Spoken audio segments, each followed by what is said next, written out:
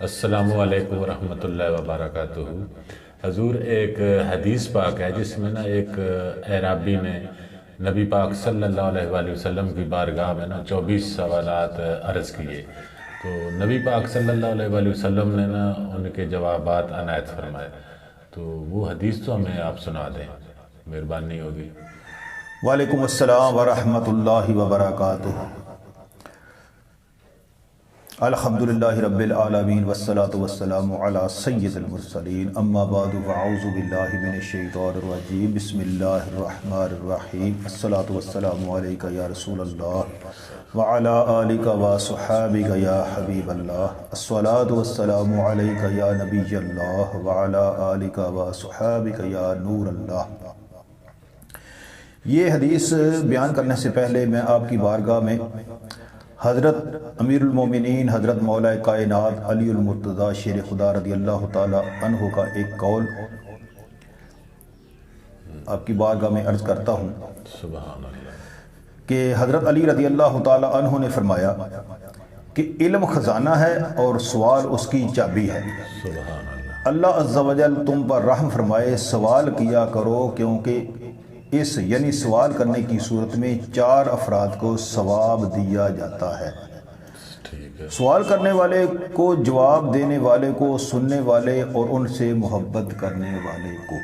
سبحان اللہ۔ اس کے علاوہ حضرت سیدنا عبداللہ ابن مسعود رضی اللہ تعالیٰ عنہ فرماتے ہیں، علم میں زیادتی تلاش سے اور واقفیت سوال سے ہوتی ہے، صحیح۔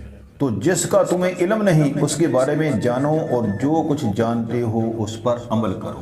سبحان اللہ۔ حضرت سیدنا امام اصمعی رحمۃ اللہ علیہ سے کسی نے عرض کیا، آپ نے اتنا علم کس طرح حاصل کیا؟ جی فرمایا، سوالات کی کثرت یعنی زیادتی جی۔ اور اہم باتوں کو اچھی طرح یاد رکھنے کی وجہ سے۔ سبحان اللہ۔ صلو علی الحبیب صلی اللہ تعالی علی محمد صلی اللہ علیہ وسلم۔ اب میں آپ کی بارگاہ میں جی جی۔ وہ حدیث سنانے کی کوشش کرتا ہوں۔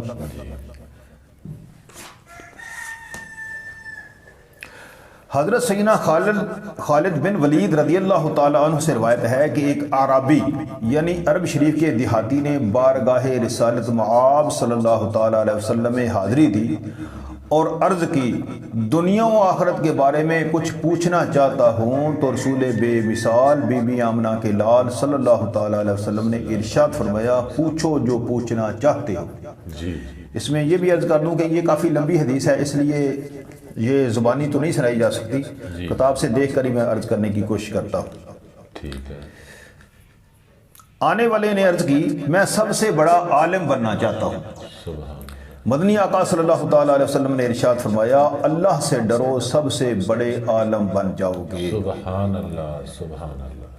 پھر اس نے عرض کی، میں سب سے زیادہ غنی بننا چاہتا ہوں، غنی یعنی امیر بننا چاہتا ہوں۔ جی جی۔ ارشاد فرمایا، قناعت اختیار کرو، غنی ہو جاؤ گے۔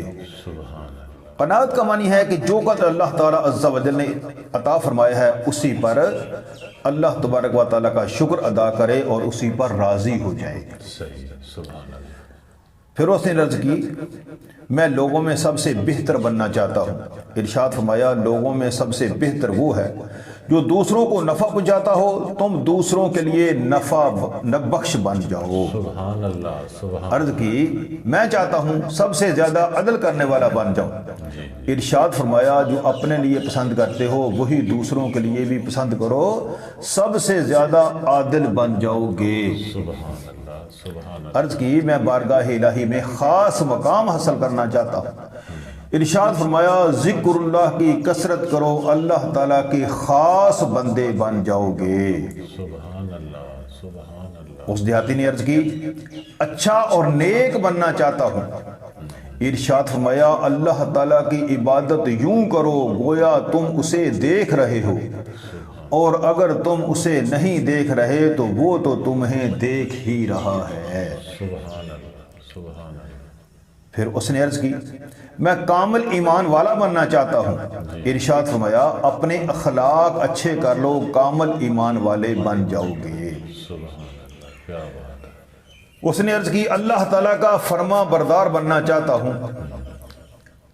آقا علیہ الصلوۃ والسلام نے ارشاد فرمایا اللہ تعالیٰ کے فرائض کا اہتمام کرو، اس کے مطیع یعنی فرما بردار بن جاؤ گے۔ سبحان اللہ، سبحان اللہ۔ اس نے عرض کی روز قیامت گناہوں سے پاک ہو کر اللہ تعالیٰ سے ملنا چاہتا ہوں۔ ارشاد فرمایا غسل جنابت، یعنی غسل جنابت وہ ہوتا ہے کہ جب بندے پر غسل فرض ہو جائے اور جو وہ غسل کرتا ہے اسے غسل جنابت کہتے ہیں۔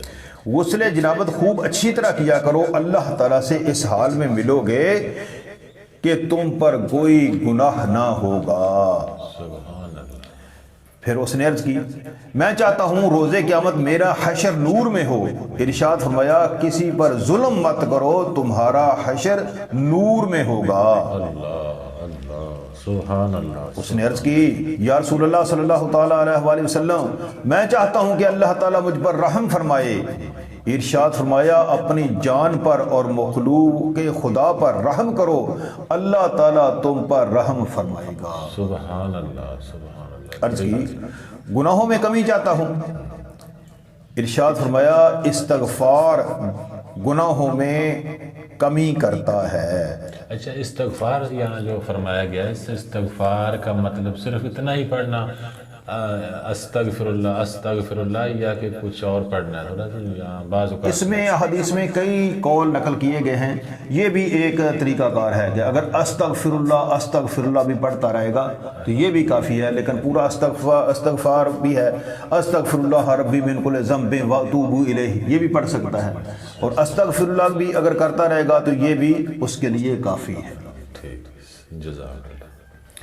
اس نے عرض کی زیادہ عزت والا بننا چاہتا ہوں۔ ارشاد فرمایا لوگوں کے سامنے اللہ تعالیٰ کے بارے میں شکوہ و شکایت مت کرو، سب سے زیادہ عزت دار بن جاؤ گے۔ سبحان اللہ۔ عرض کی رزق میں کشادگی چاہتا ہوں، یعنی میرا رزق بڑھ جائے۔ جی۔ ارشاد فرمایا ہمیشہ باوضو رہو، تمہارے رزق میں فراخی آئے گی، فراخی یعنی زیادتی ہو جائے گی۔ جی، سبحان اللہ۔ پھر اس نے عرض کی اللہ و رسول کا محبوب بننا چاہتا ہوں۔ ارشاد فرمایا اللہ اور رسول کی محبوب چیزوں کو محبوب رکھو اور ناپسند چیزوں کو ناپسند رکھو۔ سبحان اللہ۔ عرض کی اللہ تعالیٰ کی ناراضی سے امان کا طلبگار ہوں، یعنی اللہ تبارک و تعالیٰ مجھ پر ناراض نہ ہو۔ ارشاد فرمایا کسی پر غصہ مت کرو، اللہ تعالیٰ کی ناراضی سے امان پاؤ گے۔ سبحان اللہ، سبحان اللہ۔ عرض کی دعاؤں کی قبولیت چاہتا ہوں۔ ارشاد فرمایا حرام سے بچو، تمہاری دعائیں قبول ہوں گی۔ سبحان اللہ۔ پھر اس نے عرض کی یا رسول اللہ صلی اللہ تعالیٰ علیہ وآلہ وسلم چاہتا ہوں کہ اللہ تعالیٰ مجھے لوگوں کے سامنے رسوا نہ کرے، رسوا یعنی شرمندہ نہ کرے۔ صحیح، صحیح۔ ارشاد فرمایا اپنی شرمگاہ کی حفاظت کرو، لوگوں کے سامنے رسوا نہیں ہوگے۔ عرض کی چاہتا ہوں کہ اللہ تعالیٰ میری پردہ پوشی فرمائے۔ ارشاد فرمایا اپنے مسلمان بھائیوں کے عیب چھپاؤ، اللہ تعالیٰ عز و جل تمہاری پردہ پوشی فرمائے گا، یعنی تمہارے عیب بھی چھپائے گا۔ سبحان اللہ، کیا بات ہے، کیا بات۔ عرض کی کون سی چیز میرے گناہوں کو مٹا سکتی ہے؟ ارشاد فرمایا آنسو، عاجزی اور بیماری۔ سبحان اللہ، سبحان اللہ۔ عرض کی کون سی نیکی اللہ تعالیٰ عز و جل کے نزدیک سب سے افضل ہے؟ ارشاد فرمایا اچھے اخلاق، تواضع یعنی انکساری، مصائب یعنی مصیبتوں پر صبر اور تقدیر پر راضی رہنا۔ عرض کی سب سے بڑی برائی کیا ہے؟ کون سی برائی اللہ تعالیٰ عز و جل کے نزدیک سب سے بڑی ہے؟ ارشاد فرمایا برے اخلاق اور بخل یعنی کنجوسی۔ عرض کی اللہ تعالیٰ کے غضب کو کیا چیز ٹھنڈا کرتی ہے؟ ارشاد فرمایا چپکے صدقہ کرنا اور صلہ رحمی۔ صلہ رحمی یہ ہے کہ اپنے رشتہ داروں کے ساتھ اچھا سلوک کرنا۔ عرض کی کون سی چیز دوزخ کی آگ کو بجھاتی ہے؟ ارشاد فرمایا روزہ۔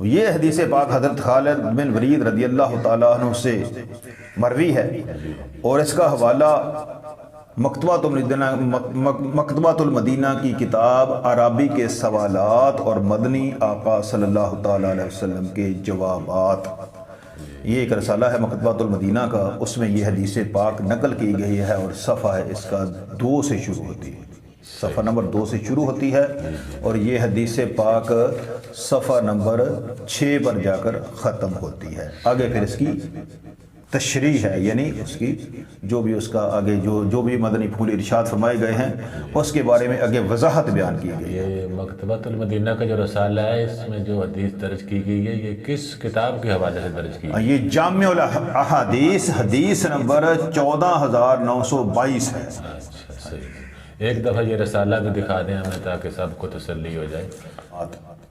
اوکے، جزاک اللہ جی، جزاک اللہ۔ اللہ تعالی ہمیں اس پر عمل کرنے کی توفیق عطا فرمائے، آمین بجاہ النبی الامین صلی اللہ تعالی علیہ وآلہ وسلم۔